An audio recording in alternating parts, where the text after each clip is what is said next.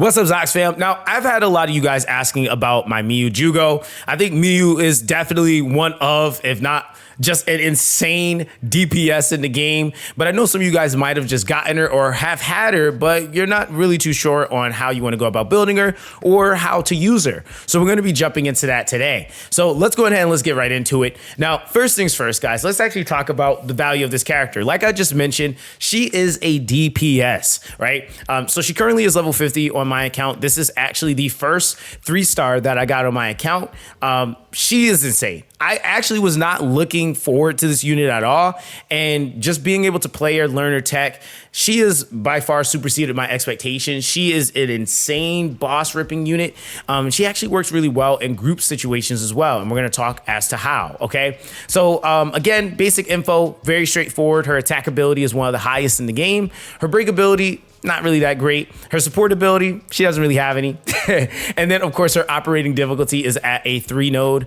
So she's somewhat a unit that you need to kind of be aware of how to play her in order to utilize her properly, because otherwise you can whiff ults and not get any damage from them. You can find yourself in stationary situations where you can't move, and just kind of understanding certain values, right? So let's go into her skills. So the Luminous Amplifier is going to be her skill 1. Keep in mind that most skill 1s are going to be compiled with 3 different mechanics, which is going to be the primary attack, secondary attack, and then the counter attack, okay? Now, it's really important to always look at the status details after you figure out what the character's like abilities do, because that'll kind of give you a better indicator of like potential scaling and how much stamina is going to take, right? That's very, very important, okay? Now, Luminous Amplifier, basically with the primary attack, she's able to perform 3 stages of ranged attack.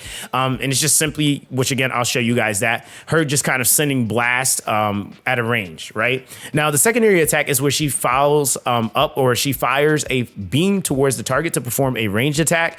Now, the thing about this ability is that she actually stands stationary when she uses it. So this is something that is one of those things that you have to be mindful of. Most of her abilities and kit is stationary, but keep in mind the entire mechanic in the game is that you have a little bit more freedom when it comes to your primary attack to be able to say use primary and then parry. But when you're using your secondary, you're usually stuck in your secondary and you can't parry until that secondary is fully finished. And that's including the animation for it, right?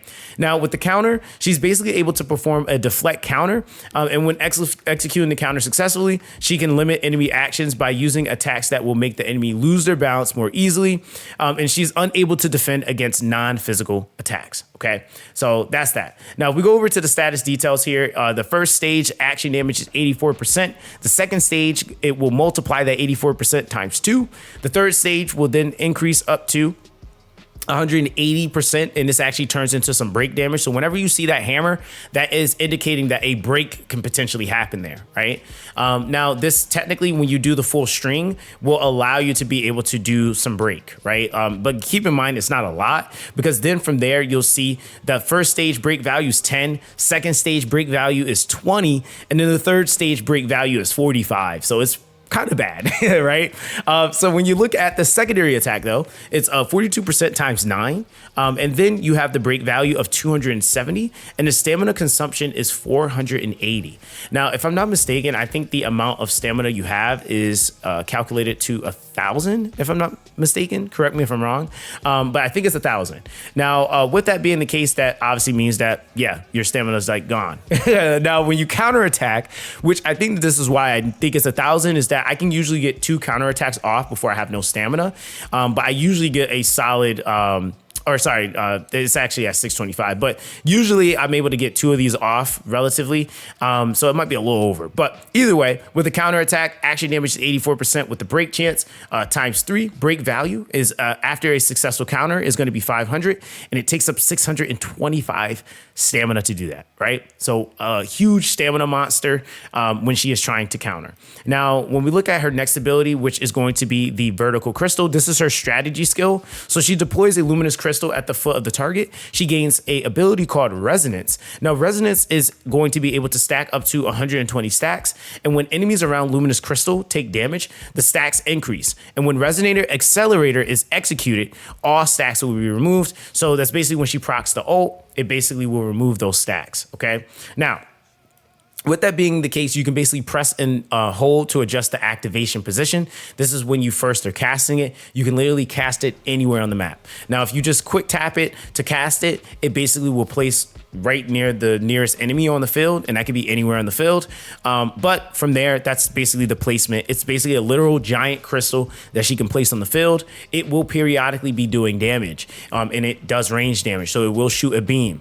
Now, it does have a radius. It doesn't really talk too much about that in the skill itself, but it does have a radius. And this is a really important component to understanding how to use her, which I'll show you guys, that you have to constantly be replacing it as enemies are moving around the map, okay? Now, it basically says when deployed, Luminous Crystal will attack surrounding enemies automatically. And when executing a strategy skill, again, while Luminous Crystal is deployed, the Luminous Crystal will be redeployed by the foot of oneself. So it'll always be right next to Miyu, okay? Now, if we go and we take a look at the strategy details, very simple here. Automatic attack action damage, 240% times 2 with a stamina consumption of 125, right? Now, with that, you also have the Resonance Accelerator. This is her ultimate. So Luminous Crystal will bind the target and explode, which means it will literally ISO the target in it and it will explode. Now, can enemies technically move out of this? Yes, bosses can. They don't be caring. But that's usually when you have to time her ult correctly so that it can just full send force the boss to have to stand there and just take all the damage, right? Now, basically with that, when executing, deal damage based off of the stacks of resonance that you have, which remember that stacks up to 120. And if the Luminous Crystal is not deployed when executing resonance, it will be considered as one stack. So you don't get a lot of hits. You only literally will, actually, if you don't even have the Luminous Crystal not deployed, it actually does like no damage, right? So that's what I mean by like, you can just straight whiff her ult. And so that's an issue, right? Now, the other thing is, too, that's really important to note, this has explosion action damage of 240%. The number of explosion attacks at level 1 is 1, and that's when you don't have the Luminous Crystal deployed. When you have it at level 2, the number of explosion attacks is 5, and when it is at level 3, it is at 20. And I'm going to show you guys the indicators of how you can know what level it is at, okay? Now, with this, it is basically going to require a tension phase of 1. Why is this important? This means that she basically is a low cost ulting character, right? Now, the tension gauge maximum consumption is 100, which is literally 1 tension bar, okay? Very, very, very simple. Now, when we're looking at her chain, which is the Radiant Slay, it can be triggered when inflicting a break on the enemy, perform a follow-up attack towards the enemy, and if the Luminous Crystal is deployed when executing, gain a certain amount of resonance. Now, if we actually go here, action damage is going to be 1900, right? And then tension gauge recharge is 50. And then the resonance that you get from breaking and following up with this ability is actually going to be 30 stacks. So this is a really fast way for you to actually build up your ult. And this is why having a team comp that can break is going to be really important, right? So a lot of people completely miss this because they don't realize that even doing things like chains will actually help her build up her ult if the crystal is already deployed, right? So with that being the case, of course, we have her XB ability. We'll talk about that a little bit more once we get into like actually doing XB. But she's basically when in offense, more likely to win a bout on base, and then additionally obtain showdown factor, right? So that's what she basically gets there. Now, real quick, we're gonna actually show her off real quick, and then we're gonna talk about stat values. I will show you guys her stats in combat as well, just so you guys can get a generalized idea there. Actually, we'll show her gear right now. How about that? So real quick, allocation in terms of my potentials. The ones that I felt like were the most important, we obviously went for passive skill expansion 2, right? This is huge because it affects her resonance accelerator, which is her ultimate ability, which is where most of her damage is coming from. Once I finish this up, I'm going to then start working on her passive 1, which is this is going to affect the auto action damage of the Luminous Crystal.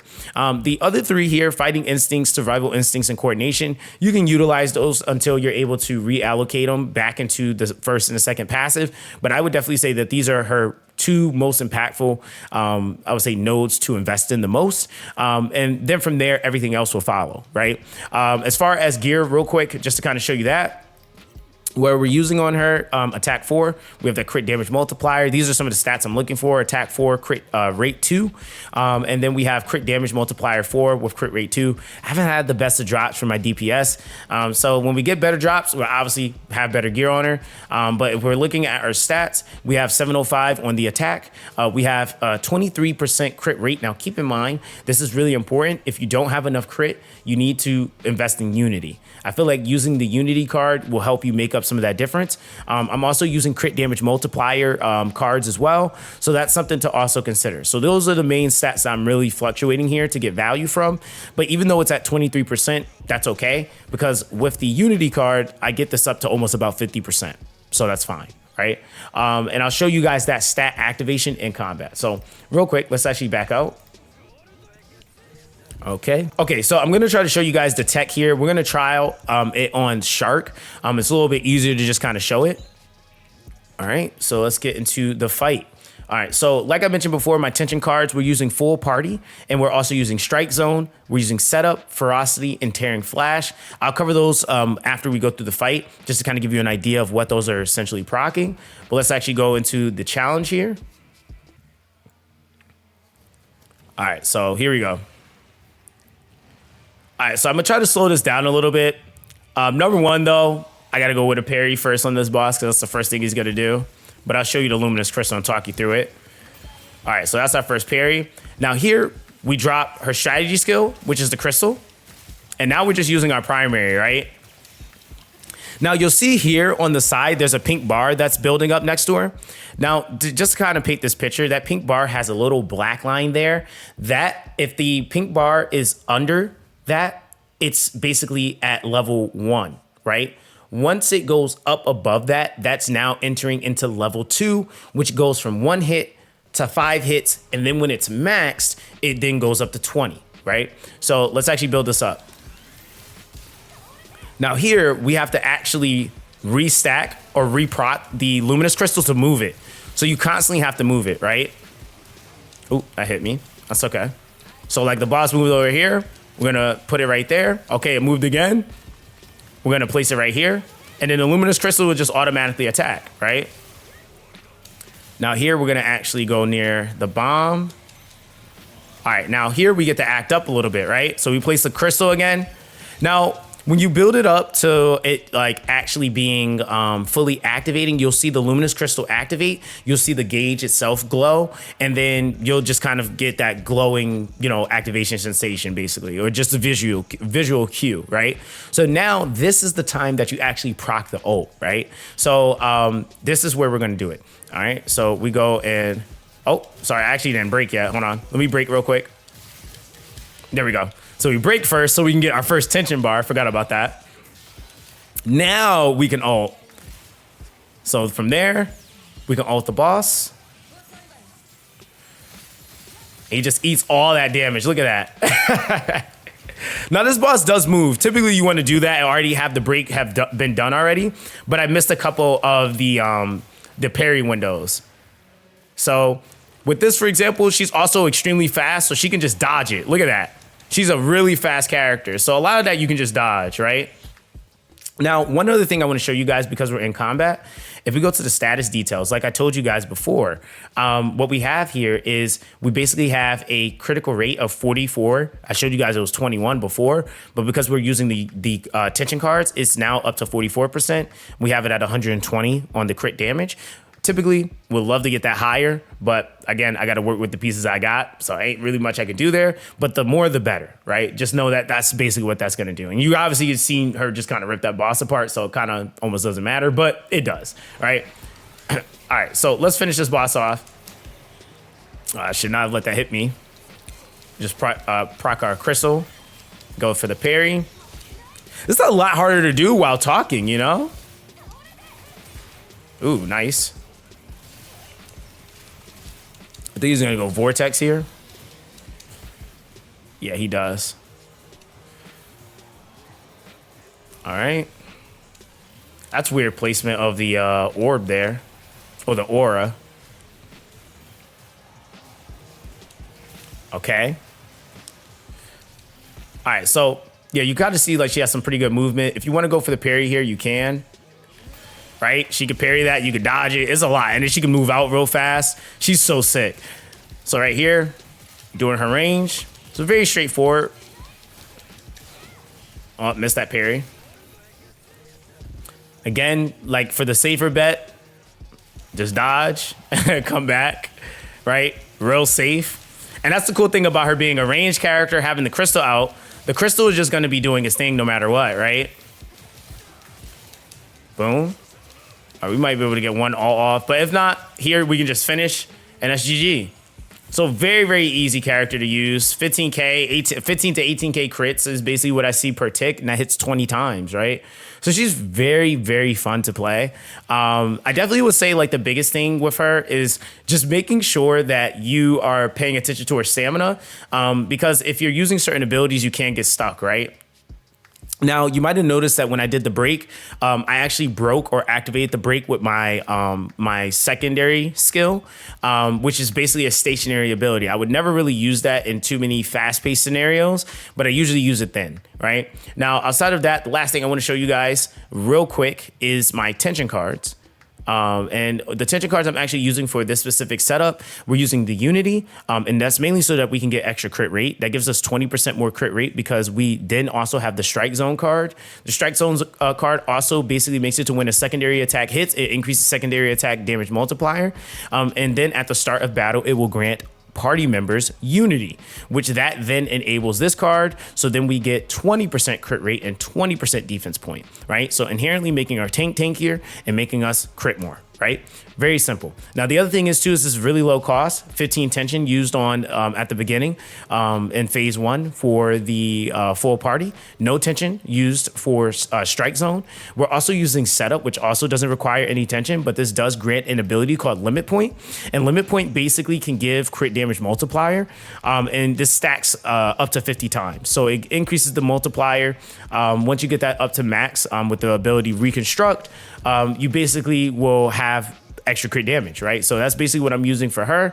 I'm also still using the ferocity, which gives an increased crit damage multiplier of 1.68%.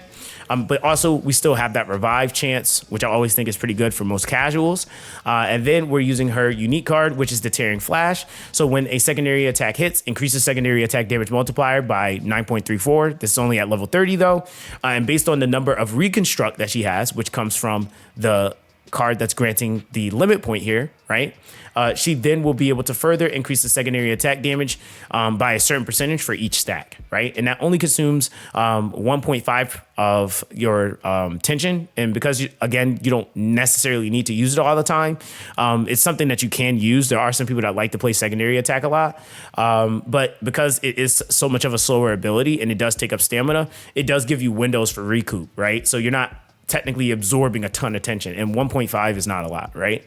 So that's basically that, guys. So I know, again, hopefully this was able to help some of you guys that were trying to figure out how to use Miyu. She's a very, very simple character. I feel like, again, the tech with her is just more so just watching her stamina more than anything, and the replacement of her crystal. The other thing is, too, is that, yes, placing the crystal does absorb or take stamina. I know I had some people that were kind of confused on that, but it does do that. I hope that this was able to help, give you guys some insight. I'm going to have some more videos coming for at least some of the characters that I have built. I'm going to try to get some other characters out as we go. So again, guys, any contribution, anything that you guys do to support the channel, I truly have appreciated all you guys that have been helping out, whether it's been sharing information, joining the Discord, helping people out in there, man. I really, really appreciate you guys. So yeah, guys, that's going to be basically that with this one. Everyone stay blessed, and I'll catch you guys in the next one.